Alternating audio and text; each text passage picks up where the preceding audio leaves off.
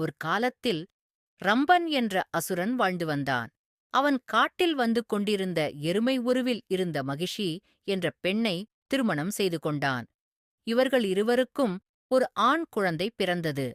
அவனுக்கு மகிஷாசூரன் என்று பெயர் வைத்தனர். அவன் பெரியவனானதும் காட்டில் சென்று பிரம்மாவை நினைத்து கடும் தவம் செய்தான். பிரம்மா அவன் தவத்தை மெச்சி அவனுக்கு என்ன வரம் வேண்டும் என்று கேட்டார். எனக்கு யாராலும் மரணம் வரக்கூடாது, ஒரு பெண்ணால்தான் மரணம் வரவேண்டும் என்றான். பிரம்மாவும் மகிழ்ந்து வரம் தந்தார். அவன் ஆணவம் பெற்று தேவர்களை துன்புறுத்தி வந்தான்.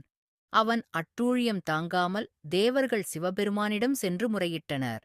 அவர் தன் மனைவியான பார்வதியை காளி ரூபம் கொண்டு அழிக்க சொன்னார்.